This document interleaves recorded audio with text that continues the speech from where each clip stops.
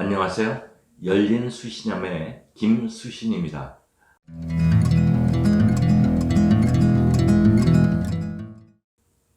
이번에 말씀드릴 것은 쌍꺼풀 수술의 시리즈 지금 말썽에서 시리즈 중에 쌍꺼풀 수술의 발전을 한번 살펴보도록 하겠습니다.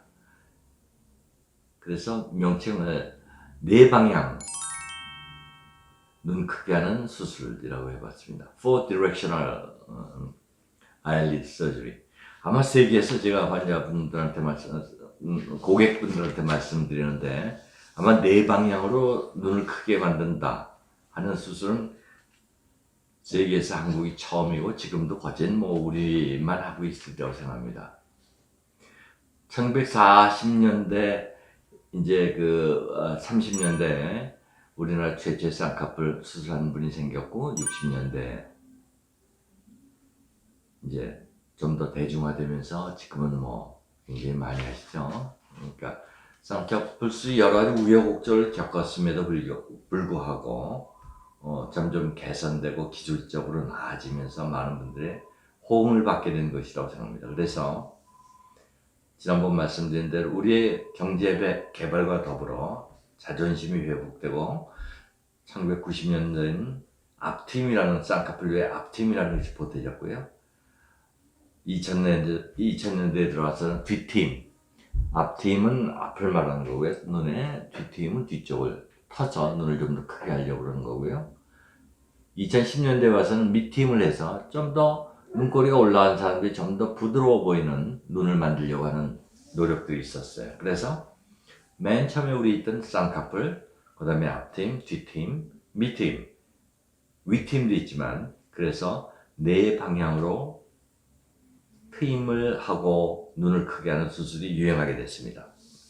결국 사진에서 보다시피 바비 인형처럼 눈이 크면 이쁘다고 생각해서 바비 인형 같은 눈을 갖기를 원하는 많은 한국 사람들이 사실은 우리 눈이 동양인의 다는 아니지만 일부 분들은 단축구멍 눈이라든지 슈림파이 이런 이야기들 하죠. 새우 눈 같다고 아주 조금 찢어진 눈이라고 그러지 않습니까? 그러니까 그거에 대한 반감에서 이제 시원한 눈을 갖고 싶어가지고 많은 분들이 그런 노력을 해서 이런 네 방향으로까지 트는 수술을 만들었습니다.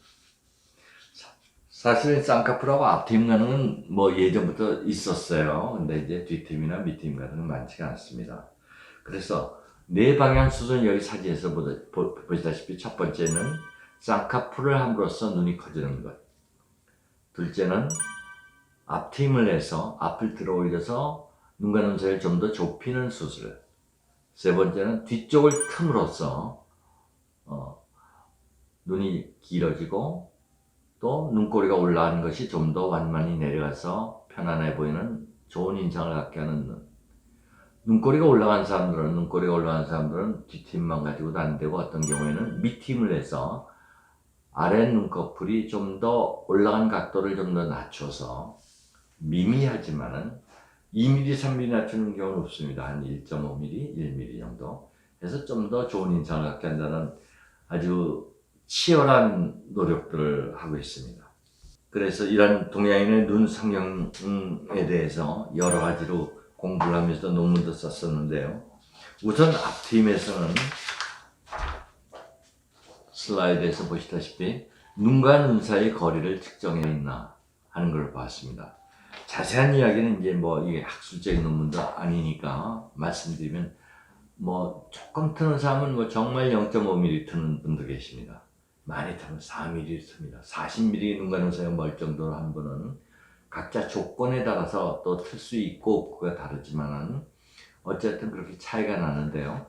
평균적으로 냈을 때 앞트임을 함으로써 눈의 크기가 한 7%, 8% 정도 커진다라고 이야기를 할 수 있습니다. 가장 많은 것은 쌍꺼풀을 통해서 눈이 커지는 것이 한 80%의 효과를 보고요. 앞트임을 했을 때도 한 7, 8%의 효과를 봅니다. 둘째, 이제 뒷트임을 했을 때는 특별히 더한 것이 눈과 눈 사이가 좁다, 멀다 하는 것이 아니라 눈 길이가 길다.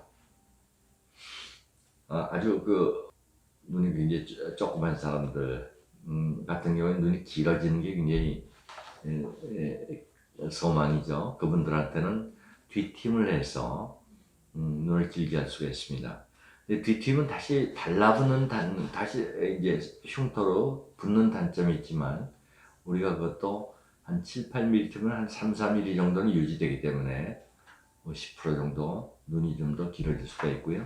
둘째는 눈꼬리가 올라간 각도를 저희 슬라이드에서 보시다시피 한 20% 정도, 예를 들면 12도에 가까웠는데 9도 정도로 내려갔으니까요. 굉장히 큰 차이가 납니다. 그러니까 이 사진에서 눈의 각도를 보시면은 한 20% 정도 눈이 내려간다. 그래서 부드러운 인상을 준다는 것이 있고요.